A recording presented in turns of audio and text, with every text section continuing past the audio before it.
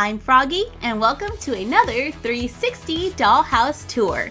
Now, if you are new to our 360 tours, there are a few things you might want to know. Number one, and most importantly, it is interactive. If you're on a phone or tablet, you can pick up your device and move it around. That's right, give it a try. Do a little spin. Woo! And you will see that you control the camera. If you are on a computer or, pretty much a computer or like a laptop, you can click and drag the screen so that you can move the camera that way as well. Right now I am recording on my computer, so you're gonna hear my mouse making all kinds of fun little clicking sounds. You are free to look around on your own, or you can follow us on our tour. We are going to start with the front of the Mystery Shack, which is perhaps my most favorite part of the entire Mystery Shack. I can just photograph the outside of it and be perfectly happy. We did a lot of research to try to make sure it was as accurate as possible from the outside, and which pretty much meant watching a lot of Gravity Falls, like the entire series repeatedly. And I was sitting there with my sketchbook just sketching out the little details, trying to get as many of the details and aspects as possible so that we can incorporate it into a dollhouse for our 10 to 12 inch dolls. And I think it turned out pretty good. Those stained glass windows are super fun because when the light shines through, they give this beautiful glow. And it's what inspired our Beauty and the Beast stained glass windows, so love that. Then we have the little thin vending machine. I think that's Pit Cola.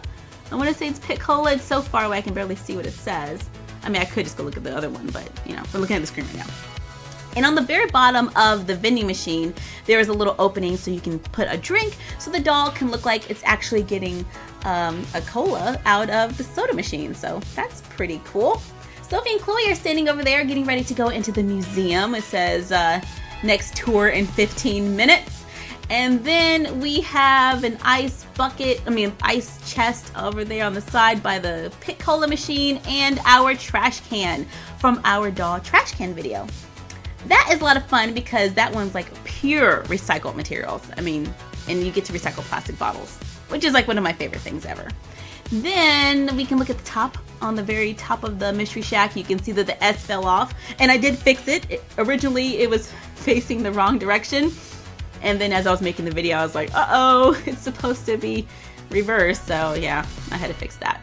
If you scroll around, you will also see the totem pole. That turned out really good. It took me 2 times to paint it, and the second time I think I got it pretty nice. Yeah, I like it. Pretty soon we're gonna switch the camera so you can see a view of the room, or you can just keep looking around for a second. You can probably even see some joggers running across the bridge. Yeah, this is like a mile off the road, so this was a lot of fun carrying it into the woods.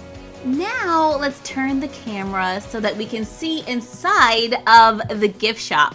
This is a very small space, so we couldn't include everything that you would have seen in the gift shop. We just had to pick and choose a few items to go into this space. And I chose to go with the counter.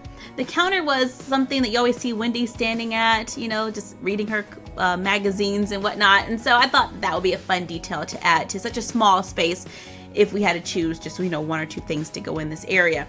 We have the cash register, and it says no refunds, a cute little sign in front. Then right next to that, you can see Grunkle Stan statues. Those are tiny. They're just like 1.5 inches tall, and I hand painted each one. So I am very proud of myself for painting something so tiny. And you got some books underneath and some face statue. It's just a rock, and I painted a face on it. I believe in the real Gravity Falls, it's like a large sculpture type thing, like from a statue, but I couldn't find that, so I just went with the rock. And then we have a shelf that has a whole bunch of hats on it that look just like the hat that Dipper bought in the first episode, and I thought that was so iconic that we had to include it into this space. We have another shelf right above that with some skulls. And then you can see the other side of that beautiful stained glass window, which has a lovely little glow. As we leave the gift shop, you can see Grunkle, You can see Grunkle Stan's sofa on the back door, or at the back door. And we can imagine sitting there and looking out into the woods. So I'm actually gonna scroll around and see what he would see. And this is why I'm so happy that we decided to put this 360 tour in a natural location, because it really helps to get the whole feel of being in the woods, because, you know, we're actually in the woods. And yeah, carrying a dollhouse a mile down the road. Yeah, I am still very proud of that. And we have, of course, hidden some Easter eggs in this 360 tour, which are little fun things that you wouldn't normally expect to see.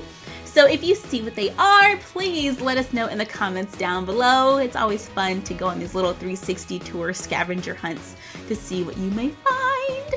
And let's turn the camera again for another view. This is a closer view of the Mystery Shack. We can see the very front of like where the entrance is into the museum. And if you were just watching, you probably saw me just run by the Mystery Shack to try to get out of the screen. I wonder where I'm going. Oh yeah, over there by the bridge. This is a public park, so there's lots of people walking by and exercising out here. So yeah, you might see people running by the Mystery Shack from time to time. Anyway, I love the front of the Mystery Shack because we use so many different types of scrapbook paper, like, you know, wood grain scrapbook paper, to try to really sell the idea that it is this rustic old house or shack in the woods, and it was made of like scrap pieces of wood, and it's just aged over the years. And so yeah, you get the idea. Rustic and old, lots of wood. And here you can see that we used a paper that looked like bark to make the logs that go around the door. And then on the podium, there is a large like wood grain there. You can see like the circle ring part of a tree. I thought that was pretty cool. And it says Mr. Mystery. Our tour sign is just made out of paperboard, and I painted it, and then we put a little 15-minute on there so everyone knows what time the next tour is. And you can see a good view of the storm cellar right there on the side of the building. Sophie and Chloe look like they're really interested about going into this little Mystery Shack. Who knows what they're gonna find inside? Who knows? Moving upstairs, we get a great view of Dipper and Mabel's room. We can see the Mystery Shack Gravity Falls Journal 3 right there on the floor, right in the front. That is one of our very first Gravity Falls crafts, and I was super proud of it. I didn't really know much about Gravity Falls until it was suggested that we make this book, and that's when I first was like, oh, this is pretty cool, you know, and then I kind of got into it, and then I ended up building a whole house. So yeah, that's what started it all, the Journal 3. And you can see Dipper's side of the room, and you can see Mabel's side of the room. Now, the window, everybody, that is Bill Cipher. It's what's in the show. I looked at the show, I studied the windows, and that's what the window looks like. And it's for Bill Cipher, who is the bad guy, you know, in the show, but it's Bill Cipher. And that's all I'm gonna say about that. Okay. And above Dipper's bed, we have the painting of the ship. I painted that by hand. It was a lot of fun. I just stared at the picture on the TV screen and painted it. And one of these days I said that I was going to make a video showing how I painted it. I just haven't got around to it yet. So probably need to do that. Then right next to the painting, we have the binoculars. We made those binoculars so long ago. It's not funny. And I've used it in several different rooms, like our doll beach lifeguard tower. Yeah, we use them there. And a couple of other places I can't remember, but they've lasted forever, and they're just made out of paper and a little bit of ribbon and some beads or jewels, and they look great. I love the binoculars. The little tiny lantern on the nightstand, we actually bought that one from Hobby Lobby or Michael's. I think it was Michael's. Yeah, I'm gonna go with Michael's. We bought it from Michael's. And we made the lamp, and then there's the little flashlight right next to the lamp that Dipper uses to shrink things, and we used that in the Darby show. That was fun. There's Waddles, the cute little pig. That's actually from My Little Pony, but I was like, that's the most adorable pig ever, so I'm gonna use that. Waddles is a little, you know, different looking than this pig, but this pig was just too cute to pass up. We have a couple of boots right there for Mabel. Those are our Barbie boots. Then we have a little Simba Tsum Tsum and a couple of posters on the wall for Animal Jam. Yeah, this is when I learned about Animal Jam and got kind of crazy about it. It's amazing how these crafts just lead to other things. And their beds are not made. The covers are all messed up. But I think that just helps to add to the charm. And the wall is open so that you can have access to the room, which makes it a lot of fun. And right now you can probably see me running down the hill to change the position of the camera. On the other side of the Mystery Shack, you can see inside of our dollhouse. So we have one room that we are using for the museum. It is a small room, so we weren't able to add everything that you would expect to see in the museum. We were just able to add a few key elements. So one of my favorite things to add was the Bigfoot. And we have a sign here that says Bigfoot, and then there is a large creature that we're using as Bigfoot. However, it is a Wookiee. Yes, I know it's not Bigfoot, but the Wookiee was like the next best thing that I could think of. And I think when we made this, Star Wars had just came out with The Force Awakens. So there was like a billion toys in the store. No, this was before Force Awakens, I believe. I think it was just near, everyone knew that Force Awakens was coming, so Star Trek toys were like hitting the shelves really hard, and finding a Wookiee was very, very easy. So we used a Wookiee. And then we have our Jackalope, which is the cute little bunny from Secret Life of Pets. That bunny is not so nice, but it makes an adorable jackalope. And there was actually a little hole already in the top of his head, so I just put a little piece of brown artificial twig in top of his head to look like antlers to make our jackalope. Yeah, so that's what we did there.